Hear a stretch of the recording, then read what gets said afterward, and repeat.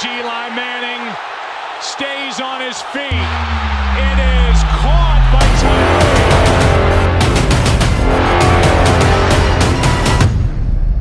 Welcome to Catch the Moment podcast. I'm your host, David Tyree. Happy to be back with you for another episode. This is where you come to get you to your next moment along your journey. We're going to give you the pain points. We're going to give you the process. We're going to give you the tools that you need to succeed at every moment. And I'm excited because, honestly, today we're talking about life. We're talking about legacy. And this has been a woman who has been a tremendous inspiration for me, the one and only Joetta Clark-Diggs. It is a pleasure to have you. Thank you for being with me. Thank you. That was a great introduction. I'm going to have to take notes on that one. No, you got to pinch myself to make sure you're talking about me. So, I mean, I'm going to assume that most people know, but you have so much to offer to this audience, to the conversation. If you don't know, Joetta Clark-Diggs is a 4-time Olympian. She is an entrepreneur. She is a motivational speaker. She's a mother. She's a friend.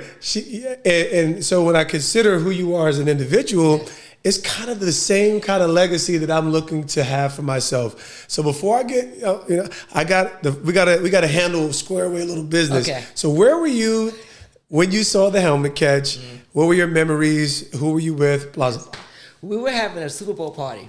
Okay. And we're Giants fans, and so we were ready. We had one person that wasn't a Giants fan. Just one. Just one. No problem. They was wolf talking and all this stuff. So we were watching.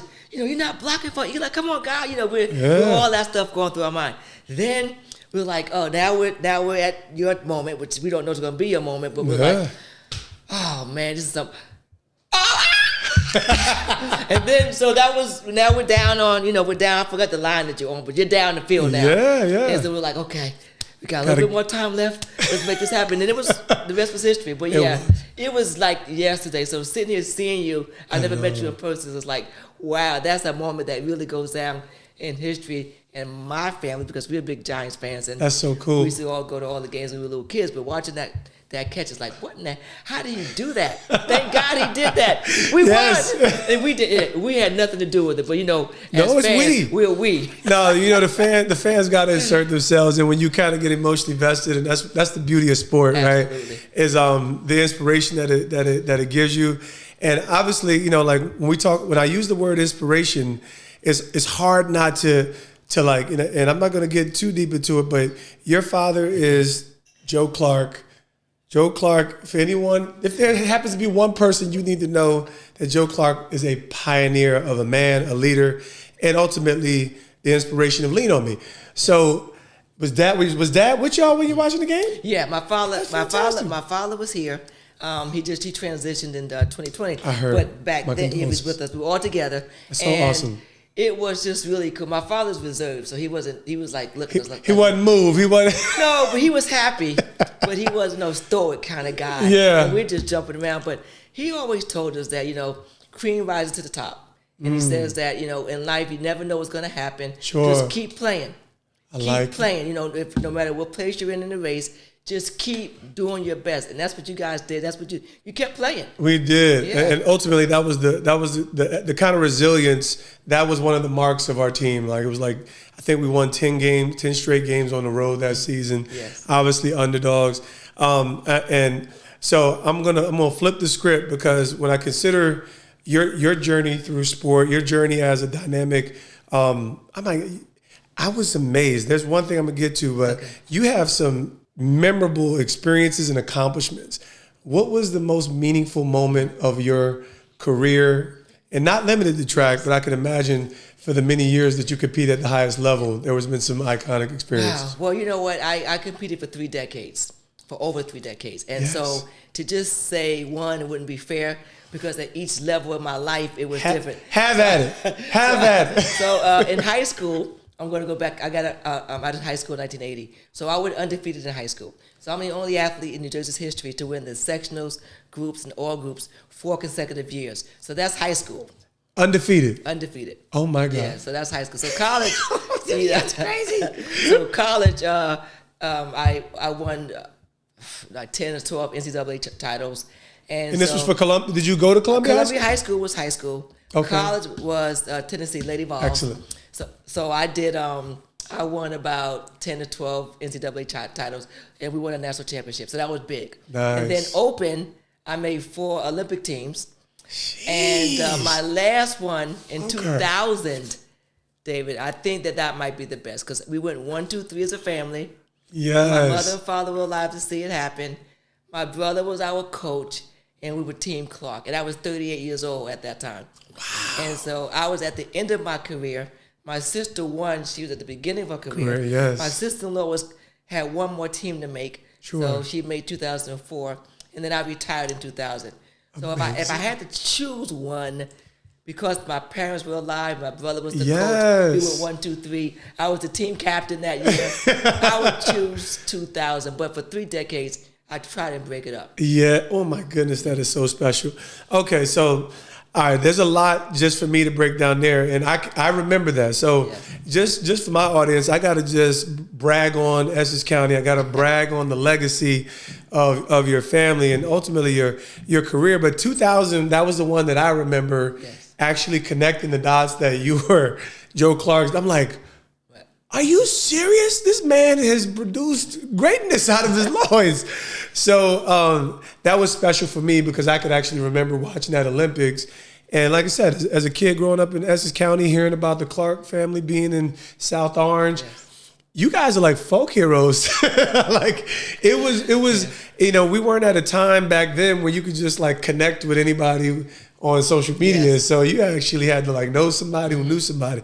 So give me, you know, like I'm not going to rewind the clock back. I want to actually ask you this was the most impressive thing that I found when I kind of just did some light because I wanted to learn a little bit. 28 years of competing, I read, and no injury. You never missed a season. Right. My goodness, how in the world? 28 years of existence, and you never missed a season. Well, yeah, God gave me a body that could endure. I think. Well, I think we kind of looking at this, right? that's part of it, and I think I came through a period where there were ice tanks and OTGs and ice baths and massages. We didn't do any of that. You know, talk about it. And so I really just have to attribute everything to the God-given body that He gave me. Amazing. And me being able to do the best I could with the equipment that we had. Man. But I was really fortunate. I like I said, 28 years, didn't miss a season. Yeah. No injuries. Even now, I'm still walking around fine. You know, people, I'm not that. Talk your talk. You walk around here fine, strong, beautiful. Well, excellent. Thank you. I accept all of that. But the reality is I don't have any of the, I think my body was just built to last, like an Energizer Bunny. Yes. I think that genetically, but as I got older, toward the end of my career, I did do the stretching and the things that are now available. Sure. But initially, the groundwork, you would have thought I would have been able to go that long because we were running on cement. We didn't have the proper shoes. We didn't, train on grass that much. Wow. Everything that they're talking about we should do, we did the opposite. We did the opposite. So this is actually, I'm not going to go too deep, but this is one of the biggest conversations for me when I look at the progression of sports where, and I think they're right. Like these things that we've learned and discovered have become some best practices, but you guys endured through things and were able to adapt and be, let's just say, grittier, tougher. And endurance is, to me, I'm like, okay, the beautiful gift of track is that you have an event that expresses everything, right? You got sprints, you got middle distance, and then you got long distance, you got strength. You got the throws. So everybody can find their lane in the track, but endurance is what life is all about. So when I look at your career, I'm like, this is endurance embodied and at the highest level. So 28 years. So now I know we got different generations, and your daughter's competing at such a high level right now. Do you kind of look at some of the athletes like, man, y'all getting a little too cute with it? Yeah. So give me your thoughts on just watching the evolution. Yeah. I think it's good to have evolution. Absolutely. But at the basic foundation is that no matter how you evolve, you got to train, you've got to rest, and you have to show up at the competitions. Come on. So no matter what you're wearing and how you're thinking and all the showtime you want to do, if you're not performing, the bottom line is that you're not going to be that champion that you could be. So for me, I tell my daughter, if that's what makes you happy, nails, hair, whatever you're into, do that. But the bottom line is, don't forget to train. Don't forget to rest. And most importantly, on Showtime day, don't forget to show up and execute your race plan. So the evolution, I'm fine with the evolution. Me too. And I'm one of those people say, they don't want to hear what you did or how you had to shovel the lanes and all of that stuff. What I tell them is that if I was running against you, I would beat you because I train hard. I know how to train. You can't outwork me. And that's something that these kids, they don't stick to it. And I think it's very interesting that you said this, that, and I think because conditions were different, let's just say they were different, like you were willing to put yourself through more, not knowing that there were limitations. Right. I think one of the challenges that we have with so much information is that we actually now place limitations on athletes, and we don't know if people are getting to certain thresholds. Right. And maybe in their training, it's like, did you train hard enough? Right. Or, so that's pretty awesome for you to now be, especially with your daughter, in the seat of, I mean, what kind of seat are you in? I mean, like you can train her, you can celebrate her. How is that for you emotionally? I'm in the mommy seat. For sure. Okay. Coaching wise, she doesn't listen. And so I learned that early on, so that ship sailed. I'm a mommy. I am a cover. I pray, I cover her to make sure that when she is out there with managers and coaches, that they have her best interests at heart. Excellent. And that they're doing what they're supposed to do. So I pray, and I'm a mom. And I'm a fan too. I'm a big fan of my daughter. I'm a fan of what she's doing on the track, what she does off of the track. And the legacy continues, even though she's running 1 lap and I ran 2 laps. Yes, you did. She's still executing at a high level. Ooh. And I'm very thankful that she gets it. Not everybody gets it. You're not going to have great days all the time, but you put a great effort in all the time. And when it counts, you show up, and that's what she does. That's fantastic. You said it so well when it comes to just some simple pillars: the training, the rest, and at the end of the day, you got to show up and perform, right? And I think there's foundational. I can imagine, growing up in your household, something we can't not talk about. Like, what were some of those foundational pillars that? And I don't want to ignore the possibility because your father's legacy is so huge, your mother and your father, right? So, both parents, yes. So sometimes, I mean, he has this such massive legacy where it's almost like it appears like you didn't even have a mom. And that would be what people would think in the media. Yeah. But people that knew us, they knew my mother was very vocal and vibrant in the relationship. As a matter of fact, my mother was the one that said, Joetta, just because you don't see someone doing something doesn't mean that you can't do it. My mother had a business in Newark on Bergen Street prior to the riots in 1967. Wow. And so when the riots came, she had the sign saying black owned so they wouldn't loot the business. I remember that vividly. Wow. And she was a business owner. So I saw that happening as a little kid. My father was stern and strict, and he was the one that said that you're going to run distance. And back then in the early 70s, even now a lot Africans were running distance. So you didn't see black Americans running distance. No. And so he was like, I'll put you all in the distance, and if a parent gets behind their kid and provides them opportunities, they will succeed. Mm-hmm. So we had that from my father. My mother was like, well, you can do whatever you wanted to do.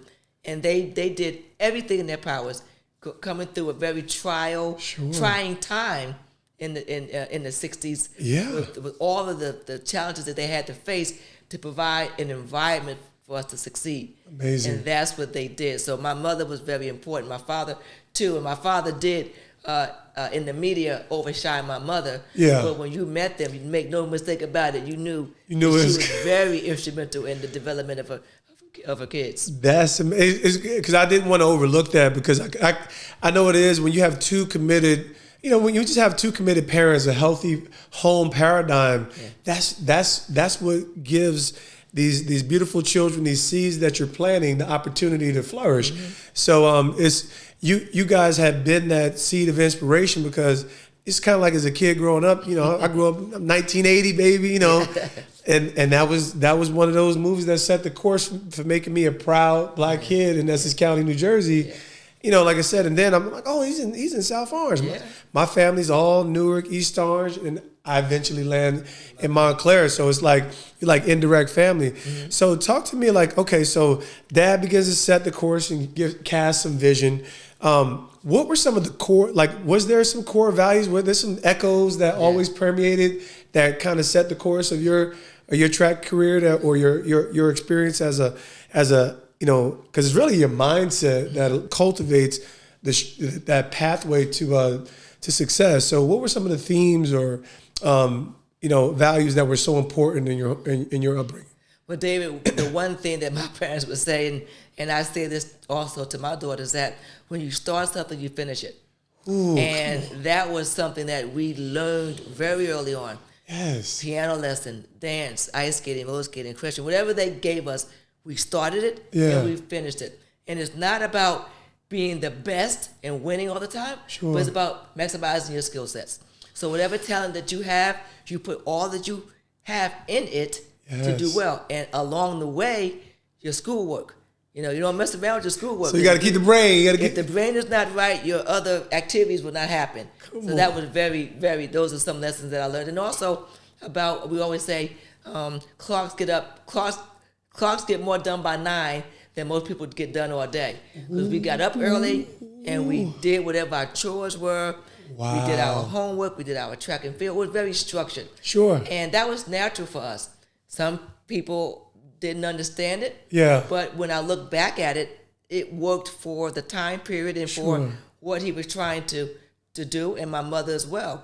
So now I find myself implementing some of those strategies, but you got to bend. So you can't. You got to be a little pliable. In order to be great, you have to be flexible. That's to be a great athlete, to be a great parent. I hope y'all heard that. Come on now. In order to be great, you got to be flexible. That's right. And so that's what I've been. I've been able to keep the core there, but be flexible enough for the times of 2022. Yeah. And I think that's, like I said, it's definitely an age where there's a lot more listening. And I think, number one, it's not that we shouldn't have listened back then. I consider the times, and you mentioned the riots in Newark. Not many people actually know like that really what the history is in such a historic city. And I talked to my dad, and he tells me a little bit about it. So, things weren't as safe for black children back then. Yeah. So the amount of discipline and care that your parents had was like revolutionary, necessary to cultivate you guys. Talk to me about like, what. So, when I look at you, if somebody just looks at your resume and your pathway to success, we could easily consider the pedigree of your family. What has been some of the biggest obstacles that you've had to overcome en route to success, early or even later? Well, I think if I'm being candid, being black was an obstacle, and especially being a black woman and being an athlete, and not having that face, dark skin, a scary Jerry curl look back in the day, and wanting to be a model. So that wasn't something that happened. Having to deal with the people turning me down and saying that you're not able to do that. So running was the one spot where I could beat everybody. I don't care if you're black, white, tall, short, I'm winning. So that was a struggle, being black and then running distance, being a woman, and then being smart on top of all of that, and them saying, oh, that's an anomaly. That's not usually how it is. So trying to dispel that notion. My father said, that's not your burden to carry. That's too much for you to carry. Just worry about what you have to do.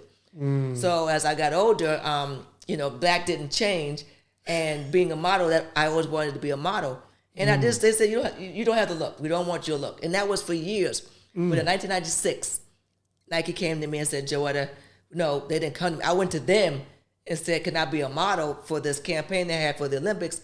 Wow. And they were like, you don't have the look that we want. You're not a high-profile athlete. Wow. And at that time, it was hard for me to hear. That's 1996, not 1976. Yeah. And I'm still hearing that. So I got angry because I was at that time, had made 2 teams. Yeah. I was getting ready to make my next team in 96. I was the best American at that time. So why not use me? Wow. It came around that they ended up using me because the high-profile athlete they wanted to use wanted too much money. I didn't know my value. I didn't know my worth. I had no one representing me. So I'm going into something where I could have gotten some money. Had I gotten it, I go into just wanting to be on the campaign. Sure. So with all that being said, I think the hardest things were being black, being a woman, and then not having someone understanding my worth at that level that I was then. So then I got a team behind me that understood my value like I now understood it. Yeah. So then things began to soar. Wow. So that's 1996. And that's actually probably, in my personal opinion, the most memorable Olympics up until recent, maybe Usain Bolt, obviously. Yeah, 96. Oh, my goodness. Well, quite the time to at least bet on yourself and approach Nike. I want to applaud you for that. Yes. Because, one thing I'm big on is that unconventional means to getting where you believe you belong, right? Like whatever that destination is, oftentimes it's not a conventional pathway. Absolutely. And I really appreciate you sharing that, because obviously this is the height of conversations around race, and hopefully there's going to be continued, just more progress, right? Yes. And but you were really at the epicenter of it for a long time. And not getting paid the amount that we wanted, and wow, not having the voice and the confidence in the world behind you. Like no, there was no did, voice. And Allison Felix did. It made it a little bit easier. Oh man, in 2022 than it was in '96, because you were getting paid by them. Sure. I was a pro athlete. Sure. So you didn't want to rock the boat too much. Wow. But you still wanted to get your worth and your value. So you had to be strategic in There how it you're is. doing things. And when I did that, my latter part of my career, I made a lot more money than I did at the beginning part, because I wasn't making any money. But then I'm doubling and tripling toward the end of my career what I was making. So it worked out. No, that's fantastic. Yes. And like I said, I'm so glad you're sharing this, because this is the journey this is why honor is like this big thing in my heart. Like anyway, if you get to know me, I'm like, man, you have to honor the people who've gone before you, because opportunities weren't typically given. In most instances, especially when we talk about pioneers Yes. in any particular pathway, they were created. And someone in some measure, even if it wasn't the same as another one, like there's only one person who could stand on an Olympic podium and put a black glove on, right? So that was a major sacrifice. But there's other people who've made tremendous sacrifices, and even just discovering what it's going to be like for you to say, I'm worth more. Here's my value. Now, talk to me about okay, so wow, because your career is rich, right? So I want to get into how about the family competition? Wow. That's funny. So obviously, you've set the pace in the family, but obviously it was some young hungry Clarks and Diggs coming right behind you. Yes. So what was that? I guess you said, what was that dynamic like? And I think the first, in my personal opinion, it has to be the most difficult in some ways, even if it's not a burden. It's just, it's never been done before. Yeah. So kudos. So what's that like? Well, we went into it. It wasn't about making the team together necessarily at that time. My sister-in-law ran the 400 meters. So my brother decided to put her in my event, the 800, because she was getting older. And even though she could still compete against the quarter milers in the world, he thought if he moved her up, she would have a longer career.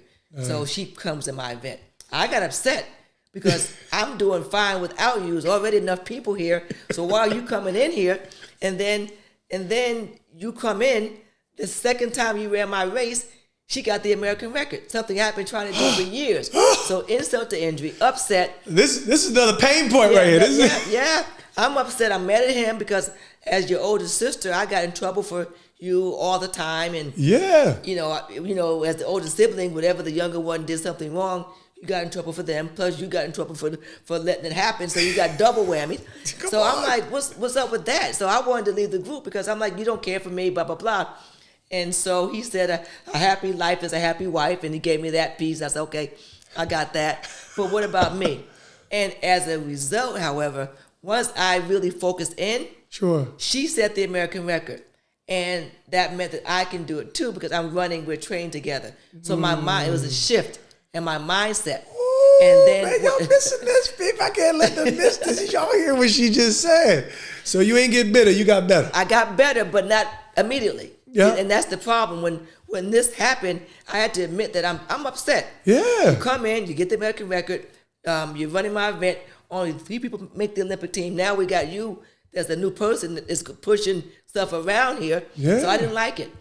But what ends up happening is her coming in my event, I ran faster, and I even made even more of money business-wise because she wanted me to rabbit her races because she needed to have someone that could run the 800 at a certain time to get to these different points on time. So now I am making more money for running and stopping than I was making for running and finishing. So there was a silver lining there. And then I'm now running 157.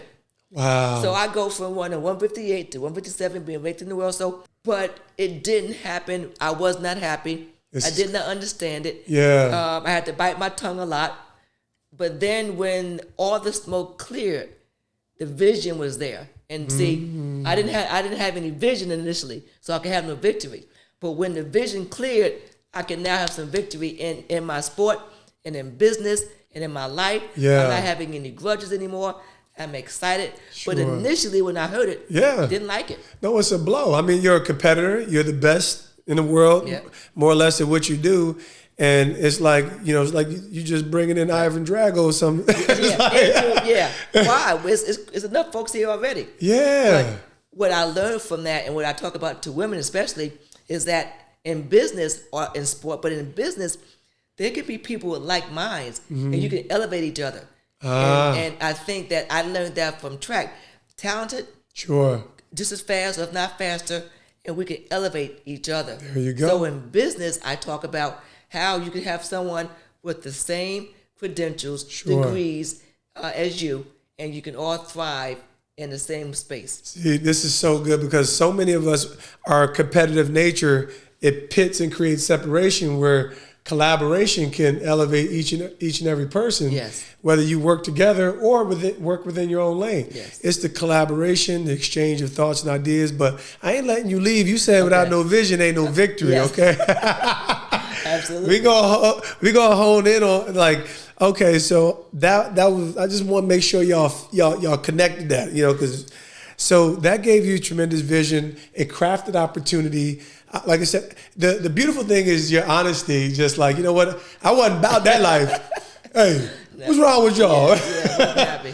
No, wasn't happy. Okay, so talk to me about the transition now. Moving away from track. Now you actually had a real career. Like when I talk to, especially with NFL athletes, our careers are typically so short, where it's like, hey man, this ain't a career. This is an experience. But you had 28 years. You do 28. Anything for 28 years. That's a real career. Yes. So what was that like transitioning, and how did you replace that sense of that height of greatness and competition moving forward? Like, what was that like? Were there voids? No, the transition happened while I was still running. So my business, Joetta Sports and Beyond, has been around for over almost 3 decades as well. Wow. Because I did not know in track I would keep going. So I was preparing to leave early, like in 27, 28 years old, because there was no money. I remember the wall came down in Germany in 1989. So, this is so until good. that time, they were running the 154s, the Eastern Bloc countries. 155, I'm running 159. That's way off the mark. Wow. So when the wall came down in 89, no more Eastern Bloc countries, no more East Germany, West Germany, Czechoslovakia. All of that changed. Sure. And they left and dispersed, and the trainers dispersed. So now they're now running 157, 156.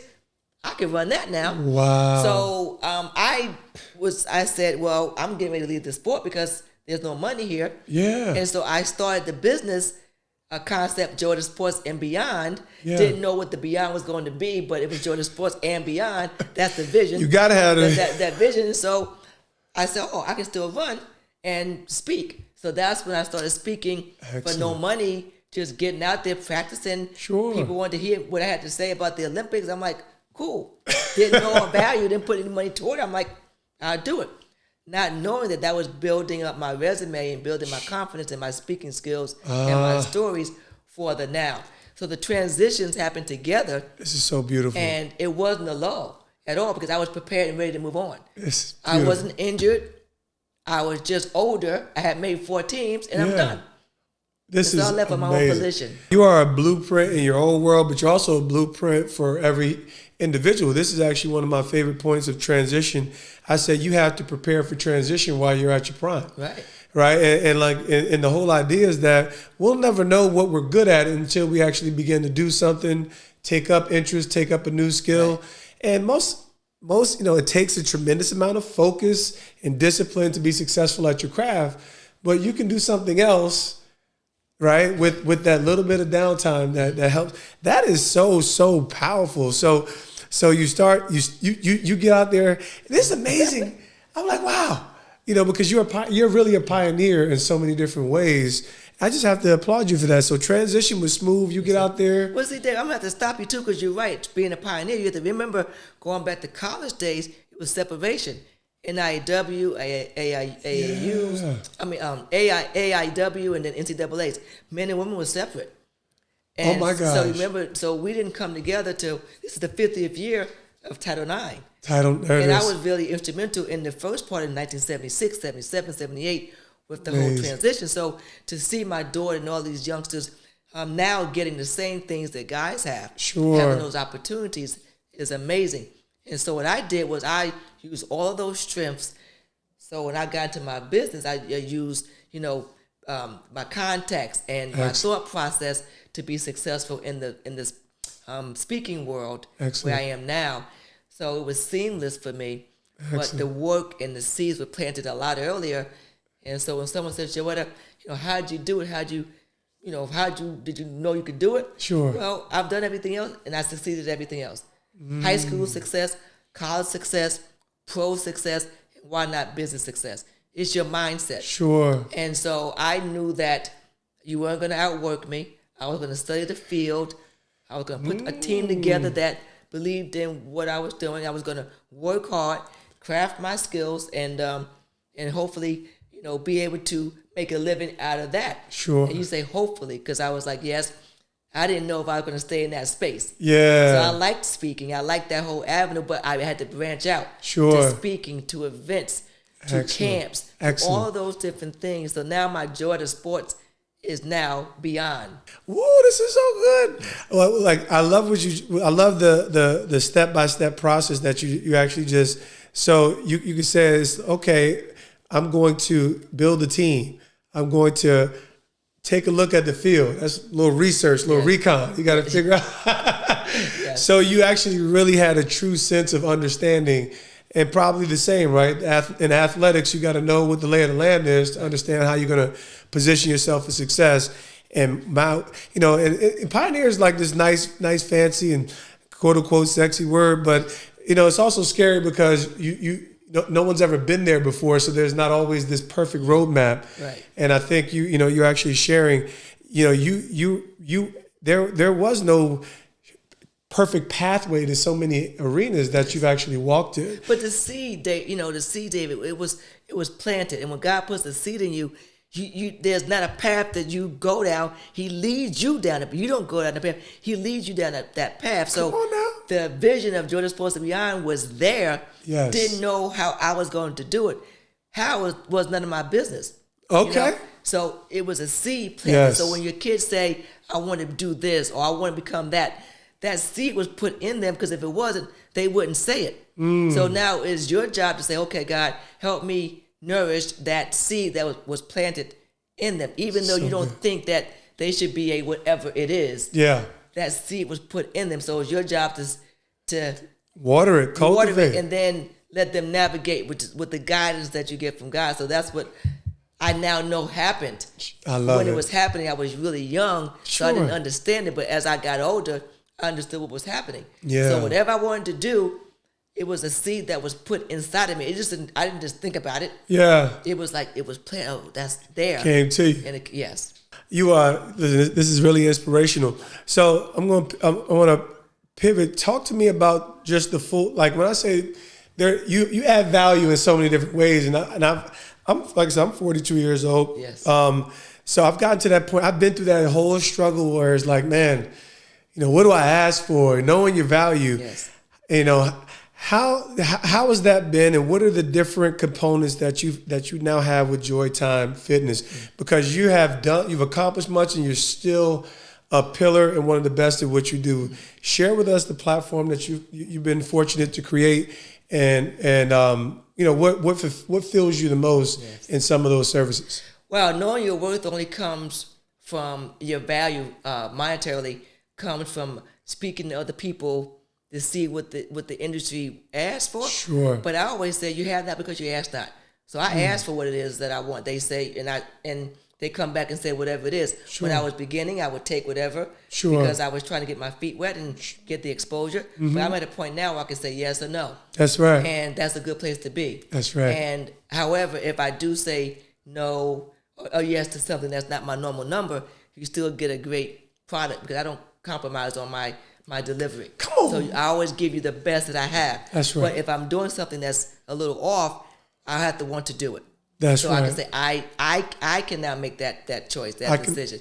That's so fantastic. I think that is something that a lot of times we forget about. Sure. You do have choices to ask for what you want, to ask around the industry to get a feeling what's going out there. Sure. Doesn't mean that that's all you're worth. Yeah. You're worth what you can get. But if you don't know what you can get, if you're not prepared, I'm going to ask for something because I'm ready for it. I'm going to go to a sponsor and say, I could put this event on. Why? And I tell you why. I remember my first sponsor I got was called Amera Group for the foundation. It was a health in the health industry. Sure. And we wanted them to give us a grant, and they kept saying no. So I called up and said, hey, why are you saying no? They said, why should we say yes? And I told them why I thought they should say yes. And they gave me not all of it, but enough to get started. Sure. That next year, they came back and gave me double because I did such a great job at what they gave me for a little bit. Sure. So my point is, when you go into somewhere to negotiate from a point of strength. Come on, man. And that's what I've done over the years. And so when you talk about the different ventures that I have, yes, everything is operated the same thing, different fields, sure, but still character, integrity, accountability, excellence. That all permeates through everything. Like Joe Time Fitness, sure, as you mentioned, is something that we're doing now, and that's fitness. It's a podcast called the Be Extraordinary Podcast. You got to check that out, y'all. Be Extraordinary Podcast. Yes. Where can they find it? Well, that can be found on all of the listening platforms, and then also on YouTube under Joe Time, JOTYME Fitness. But the bottom line is that we try and make sure that we make a difference in your life by letting you know that you have value, that you matter, and that you can only be prepared for a situation if you put the work in. Come on now. So, listen, there's no faith without works is dead. You can be believing till you blue in the face, okay? Until you put them feet after your vision. Yes. There's nothing there.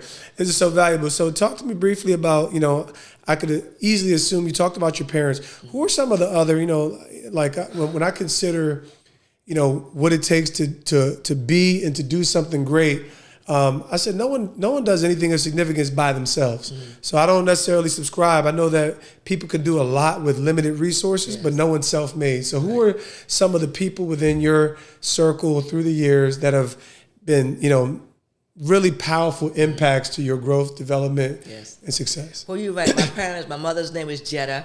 My father's name is Joe. So they put Joe and Joetta together, and they got Joetta. So they were obviously the foundation of everything that I was about. Amazing. Then when I went to college, that was the first time that I saw women in charge and women winning was at Tennessee. We had Pat Head Summit, Terry Crawford, our AD was Gloria Ray, and then Joan Cronin, Debbie Jennings, and I still know these names because they left a big impact on my life. Talking about women in sports, women winning, and women not only being the athlete, but being the coach, being the AD, being the SID. You said Pat Summit, my hair is almost standing up. So you were there when she was... I was there when she was in the beginning of her career.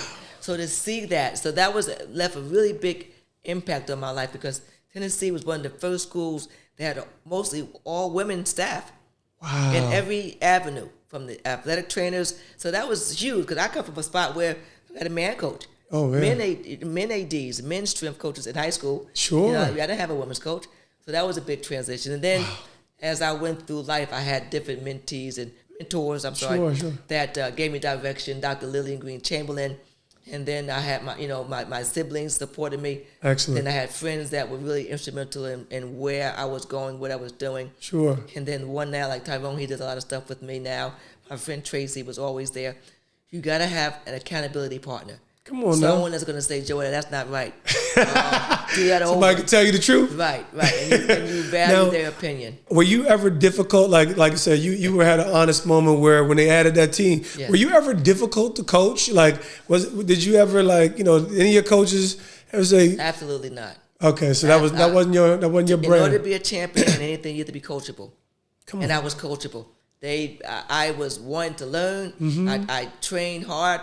I sacrificed. I did whatever they told me to do. So I was definitely coachable. As a matter of fact, they would probably tell you that I was really hard on myself.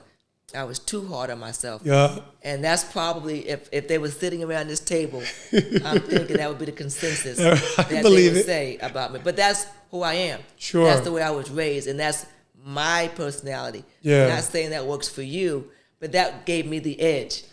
Trust so me. when I got to competition, I'm like, I'm ready. I think it works for most. I have a very simple form that I've said before. I always say it again: be where you're supposed to be, when you're supposed to be there.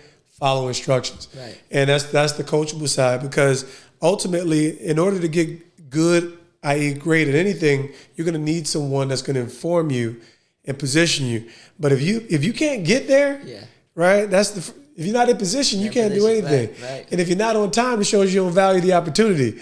I like so it's just a simple 3-step process to Right. get to success. But you said be coachable, and I think those are that's something that lasts us a lifetime, right? Just growing in this space of being lifetime learners, and I think that's what allows you to be a dynamic leader, such as yourself. One more thing. So I want to pivot back to just your leadership style. You've number one, you're I look at where you are as a mom to a Division I track athlete. You've experienced some things socially, and some of the changes that we're all celebrating, and so many athletes are reaping the rewards of. What was there ever a moment because I always do like to walk people through hard times, where internally you were either hopeless, there was a mental health crisis that you had to, and how did you dig yourself out of that place? If there was one moment, share with me what that could have been like. David, the mental health, that word, and I'm not going to even call it a buzzword, but that's a word. It is a buzzword, yeah. That was not a word that we used then. So I didn't know really that I was going through any of these things that I now know that you go through, because we weren't allowed to go in that space and talk it out and get in that space. So when you were, you were tired, or you were worn out, or people were saying things you didn't like, you figured it out. You figure it out. Yeah. You're not leaving the school. The porter wasn't available, but even if it was available, you don't leave. You go talk to the coach and you figure it out. Wow. So mental health wise, I'm quite sure I had some of that going on, but I couldn't identify it back then because that wasn't something that was talked about. Well, me personally, I definitely grew up in a little bit of a different time and era. Got the chance to reap the rewards of the generation before me. Were you're in Knoxville, Tennessee? Yes. Did they ever call you a nigga? Yeah. Have you ever encountered something that was blatantly, because you grew up in those times, and even more so as a woman? Yeah. Were there whispers? And that's funny you say that, and that was one reason why my parents didn't want me to go south. I can imagine. But to be quite honest, I got called those names here up in North. Wow. When I went to Tennessee, I'm waiting. I'm ready. I couldn't wait for someone to. I was, I'm from North. All right, you're right. I'm So from don't let the South. South. Right. So I was never happened. Big shout, Knoxville. And I don't know if it was, and everyone did not know I was the athlete. There was no social medias to put me all over everywhere. It never happened. I got called those names and dealt more with that here. Wow. Not to say that people weren't called that. Obviously, I know. Oh, But you asked me if I was. Yeah. No. I think the biggest moment, I never lost hope. In Thank life, God. you can't lose hope. Yes, beautiful I got spirit. discouraged when the drugs were going on and I couldn't run the times. but my passion for the sport kept me there.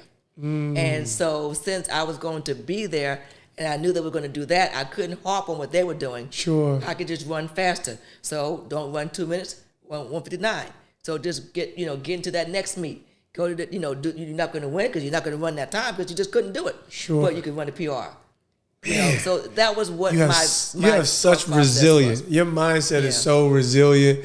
I can tell no excuses. No, eliminate the excuses.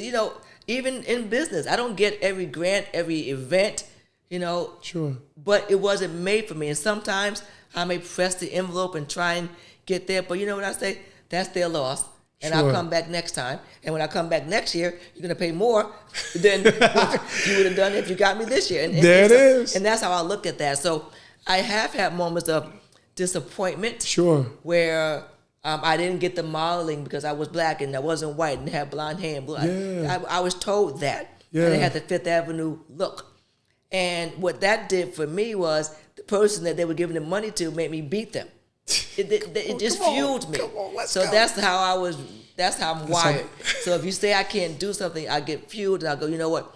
I was given this talent by God to do something with it. That's right. And on this day, my goal is to beat you and win this race. So, we're going to get the victory. That's what happened. That's how I looked at things. And even in business, when like I said, I'm speaking or doing camps or doing programs, people go, how can you do that? How did you think about that? How did you know to do that? And it just comes to me. And I'm in that space. It's like an interior decorator. They come in here and they go, oh, wow, put that there, put that there, put that there. I don't have that. So I'm putting stuff where it shouldn't be. Yes. Because that's not in me. Knowing your gifts, knowing some of the ways in which you're unique, you lead, you see, you have vision. Right. This is really powerful and instrumental.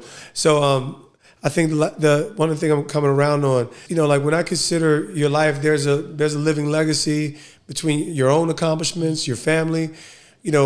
What do you perceive to be next, and how do you want to be remembered? Well, when you think of Joetta, I want you to say that she was someone that cared, that she made a difference in the lives of others, that she sacrificed, and a lot of times you don't know what she's doing. Little things I do for people at track camps, the funds I give people, and to go to meets and stuff. I tell them, look, do not tell anyone I'm doing this. Yes. It's between you and I. I don't need my name anywhere. Just make sure they get there and they perform well and they're ready. So I think that is what I would want people to say, that she cared. Yes. That she cared about other people more than she cared about herself. And that she wanted to make a difference in the lives of other people. And even though I care, I hold you to task. So if I'm going to give you money for school, then you're going to have a certain GPA. And even if it slips, I'm not going to take it away if you're doing the best you can. That's excellent. And so I look at my grades the other day. I'm like, what in the heck was going on here? but I'm not going to define a person by the grades. I'm defining you by your effort. That's excellent. Mm-hmm. I mean, we're responsible for giving our best, right? And I think ultimately everybody's best is different. And I think, but we can always measure when we can discern someone's giving their best effort. Yes. Results, you just kind of leave that in the hands of God. We all have different gifts, talents, skills, competencies, right. And ultimately they all yield different results. But when we bring all of that together, right. Then we begin to do great things as a team, as an organization, right. as a community. Now, share with us just in general, where can we find, what you're most excited about, and where can we find more to celebrate the legacy of Joetta Clark-Diggs? Wow, that's an open question. I'm gonna take it all the way. Take it. Give me a whole run. I'm most excited right now in my life. I think about my daughter. I'm excited about watching her grow into a young lady. Talitha. Excellent. Yeah, Shout out actually, Talitha.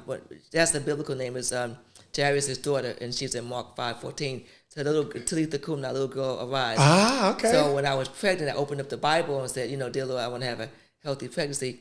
I did like this, and I ended on Talitha's name. Beautiful. So I knew I was going to have a girl, and she was going to be healthy from day one. I didn't doubt anything. So she is my pride. And I'm excited about what she's going to do, not from a point of because I did it, but just seeing her do it differently, but still having the same success. Amazing. So business-wise, I'm excited about the podcast. I'm excited about the speaking. Yes. And I'm excited about the conversation with. There are going to be conversations with Joetta. Nice. And we're doing a Joe Time fitness fashion show. And so I'm using athletes. Maybe we can have you come down and be part of the fashion show. I like to get cleaned up a little bit. I like to get cleaned up. So those are things I'm excited about. You know, I'm 60 now, so I have a lot less in front of me. I'm going to confess, because you know this woman is so beautiful. I couldn't believe that she had a daughter who was a freshman or a sophomore. Yeah. I'm like, and I met you early. I'm like, but you know, thank God you had a beautiful, healthy daughter. Yeah. And you both are flourishing. Yeah, that's the plan. Both are flourishing. But you know, David, I think that you put into your life, and you sow seeds in your life, and you just do good by people to whom much is given, much is required. So I know that, and I really believe that. Yes. I just don't say that. I help people. I'm excited about, you know, helping kids graduate from college and get into college and making those contacts. I have all these contacts at colleges, and if I can't help somebody, you know, that's not good. What's the purpose? So you know how to mobilize those contacts and use them. Yes. I just did a fun little episode on networking, and like a lot of times we talk about network, but if you don't work the network, that's the key word. The key word is to work it. So you know how to work it. I know how to work it. And I think that when you said like what would I like to see? Sure. Ultimately, I would like to see all of the kids that I've helped throughout the years. You said, what do you want to leave? Just know that they got their start from someone that cared, and they took the ball and they ran with it. And it's just that Joetta believed in all of you. Yes. I believe that you can do it. Even when your parents said you couldn't do it, your guidance counselor said you couldn't do it, I believe that you can do it. So when I see them come back, or they get a text message, or see someone over at Yale, or see, you know, my kids are doing so many wonderful things. It's amazing. It just makes me feel good. So to have them say, you know what, she believed in me when no one else did, I think when it's all said and done, that would make my legacy continue on, because through my daughter, through all the kids that I've helped that are doing, you know, good things, and some that are struggling, even when they're struggling, you still have to be there for them. Oh, that's you can't turn your back on them. No, listen, you couldn't have said it better. You know, when I consider that, I'm certain you're going to see the goodness. You're going to see the goodness of the Lord in the land of the living. Because like I said, your life and your legacy precedes you. You know, and we never lose when we give, and you're a giver. Mm-hmm. Like, you never lose when you give. A lot of times, you know, whether you give from abundance or whether you give from lack, it's still an opportunity. I tell people, you never lose when you give. Right. You're making deposits, and wherever you can make a deposit, there's going to be a withdrawal. That's right. So your life is going before you, and honestly, it's really just like I said. You personally, as well as your family, has served as an inspiration to me, because as a kid growing up in Essex County, it was like, at the time, it was like whispers. Yes. It's like, you know, the Clarks is around here, you know. So my family, they still live in East Orange. Yes. So I just want you to know that I'm one of those kids. I look at them, and I thank you for upholding what you've gained through your life experience, but continuing to lead the way for at every level, not just athletes, young women, women of color. You're an inspiration. And you're well worth the honor, and the best is still yet to come. Well, you know, and too, David, you have to be, you know, when I look at you as well, I'm around a lot of athletes that don't give back, that don't want to have these forums that you are having with your wife, and that's really amazing. So there's a lot to be said about what you're doing in the community and how you want to give back, and that's so important. So people can reach and touch and feel you. Yes. Even though you're iconic, you're still approachable. Thank you. And I think that when you humble yourself that way, you get much more out of what you're doing than if you act as if you're not approachable and you're not humble. Thank you so much. Yeah, you see how the blessings is flowing? We want to make sure the blessings are flowing in your life in the same way. You can be iconic, you can be approachable, because that's what she is. I feel like what I've become today is an extension of these dynamic relationships that's filled my life, and I'm so honored and thrilled to add you to that. Thank you. Thank you so much. Listen, I'm full. I feel like I just ate Thanksgiving in the spirit. I feel like I just ate Thanksgiving in relation to life. I want to thank y'all for having the one and only Joetta Clark Diggs here with us at Catch the Moment podcast. Make sure you like, you subscribe, make sure you share. This is a story that will be told, continue to be told, but you're getting it right here at Catch the Moment. We will catch you next week, and we will see you soon.